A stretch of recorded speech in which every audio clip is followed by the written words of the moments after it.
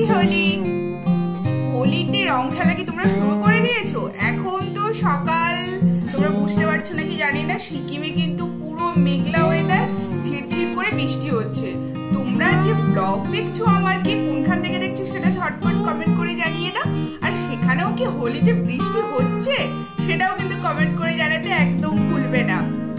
আর এখন আমি রেডি হয়ে গেছি সকাল সকাল, আজকে বড়মশাই ছুটি আছে। বড়মশাই রেডি হয়ে আমাদের রুমের নিচে নেমে গেছে, আমি রেডি হয়ে এবার যাচ্ছি। আমরা ভাবছি সকালবেলাটা পুজো দিয়ে একটুখানি শুরু করবো, কারণ এখানে তো সেই রকম ভাবে মানে হোলি খেলা হয় না। মানে কালার আমাদের ওখানে যেমন কি করতাম ছোটবেলায়, সেই মানে সব রং ভর্তি বালতি নিয়ে দাঁড়িয়ে থাকতাম, কেউ গেলেই দিত। এখানকার বাচ্চারা দেখলাম ওই রকম ভাবে একদম খেলে না। আর এমনিও খুব বড় করে, মানে আমরা যেখানটাতে থাকি মেনলি, এখানে তো একদমই হয় না দেখেছি।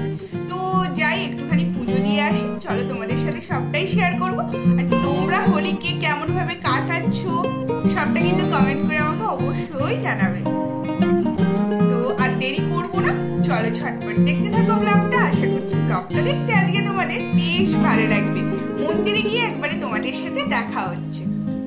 ওয়েদারটা শুধু দেখছো, মানে আমার সেই ব্যালকনি, চেনা ব্যালকনি, তোমরা তো চিনতেই পারছো আশা করছি।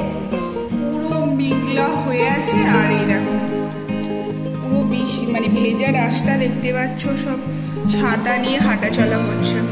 কালকে কিন্তু ওয়েদারটা বেশ ভালো ছিল, বাট আজকে দেখতে পাচ্ছি ঘুম থেকে উঠেই একদম এরকম আকাশের মুখ ভার।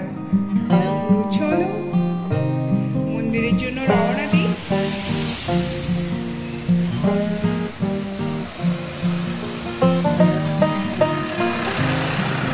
কথা বলতে বলতে 10 মিনিটের হাঁটা পথে আমরা মন্দির কিন্তু পৌঁছেই গেলাম। বাইরে বৃষ্টি হচ্ছে, বড়মশাই ধরে রয়েছে ছাতা। আর এখানকার ওয়েদার সম্পর্কে আর কি বলবো, চারিদিকে একদম কুয়াশাচ্ছন্ন হয়ে আছে। জায়গাটা তোমাদের চেনা লাগছে কি? যাদের লাগছে তারা কমেন্ট করে প্লিজ আমাকে জানিও। আর এই জায়গাটা হলো যেখানে আমরা হাঁটতে এসে সেই উঁচু মতো জায়গাটায় দাঁড়িয়ে থাকি। এখান থেকে পাহাড়ের ভিউটা খুব ভালো দেখা যায়, বাট আজকে মেঘলা ওয়েদারের জন্য কিচ্ছু চোখে পড়ছে না। বৃষ্টির মধ্যে ফাইনালি আমরা মন্দিরে পৌঁছে গেলাম। এখানে কিন্তু দেখলাম এই হোলির দিনে বেশ ভিড় করেছে সব পুজোর জন্য। আমাদের একটু যেতে বেলাই হয়ে গেছিল, তো তখন অনেক পুণ্যার্থী কিন্তু পুজো করছিল দেখছিলাম। তো আমরা পৌঁছালাম যখন মোটামুটি প্রায় ফাঁকাই হয়ে গেছিলো। আমরা গিয়েছিলাম প্রায় 10টা নাগাদ। আর মন্দিরের আশপাশটা সম্পর্কে আশা করছি তোমাদের চেনাই লাগছে, কারণ আমার ব্লগে বারবার শর্টস বা ব্লগ যাই বলো না কেন, ছোটোখাটো ভাবে হলেও তোমরা মন্দিরটার আশপাশটার সম্পর্কে পূর্ব পরিচিত। দিন আর বেশি কথা না বাড়িয়ে আমরা কিন্তু পুজোর জন্য চলে গেছিলাম। মন্দিরের ভেতরে আর ভিডিও করলাম না, একজন ব্রাহ্মণ বসেছিলেন, ওখানে আমরা মানে মিষ্টি কিনে নিয়ে গেছিলাম। উনি মন্ত্র বলে পুজো করে দিয়েছিলেন। দেন এখানে কিন্তু সবাই মন্দিরটা এরকম চারপাশে ঘুরে, তো ধূপ দেখিয়ে মোমবাতিটা তার আগে একবার ঘুরিয়ে দিয়েছিলাম। আর এত হাওয়া দিচ্ছিল এই ওয়েদারের জন্য, বারবার নিভিয়ে যাচ্ছিল, তাই দেখিয়ে মন্দিরের চারিদিকটা ঘুরছিলাম।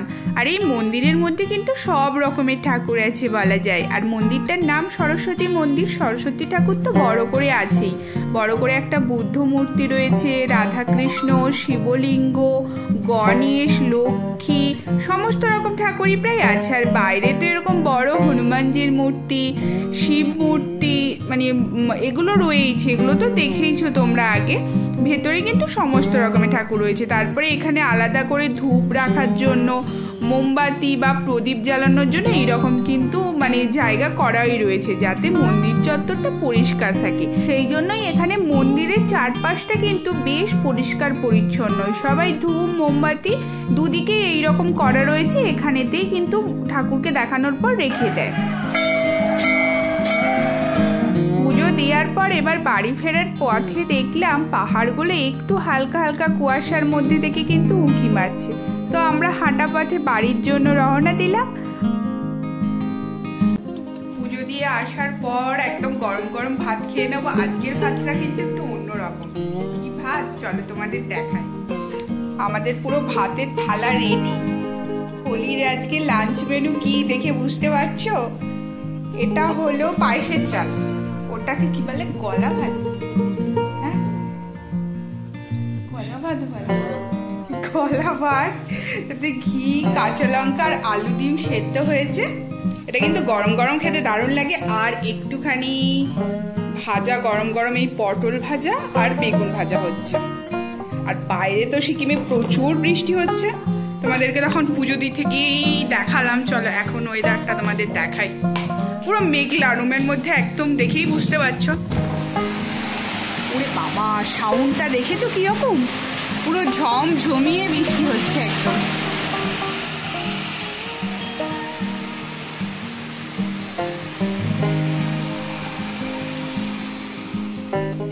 সাউন্ডটা তো বাইরে শুনতেই পেলে, আলাদা করে আর বলার কিচ্ছু নেই।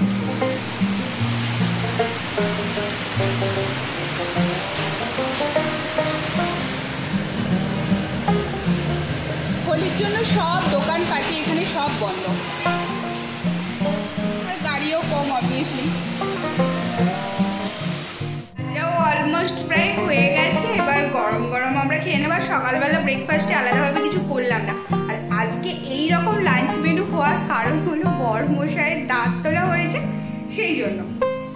তো ঝটপট এবার আমরা খেয়েই নিই এই বৃষ্টির ওয়েদারে গরম গরম এরকম। এই খাবারটা কার কার পছন্দ সেটা কিন্তু কমেন্ট করে অবশ্যই জানাবে।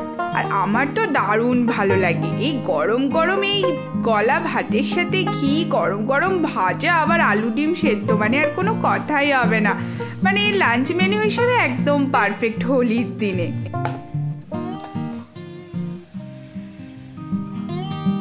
চলো খাওয়া স্টার্ট করো।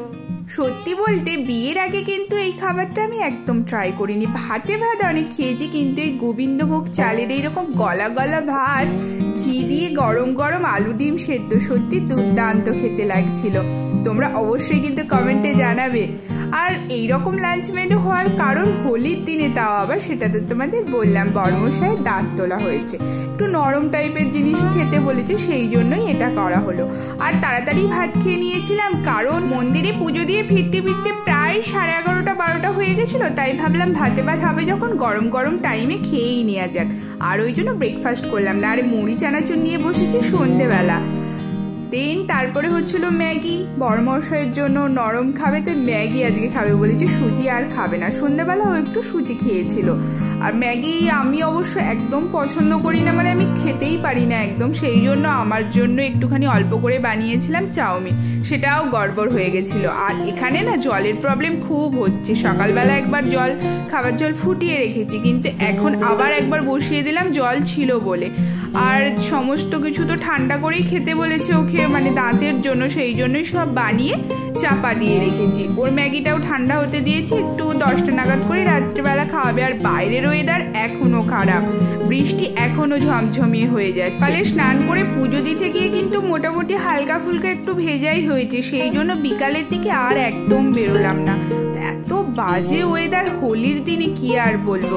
তো সারাদিনটা এইভাবেই কাটালাম। আই হোপ আজকের ব্লগটা দেখতে তোমাদের ভালো লাগলো। নতুন বন্ধু হলে প্লিজ সাবস্ক্রাইব করে দিও। সবাই ভালো থেকো, সুস্থ থেকো, টাটা।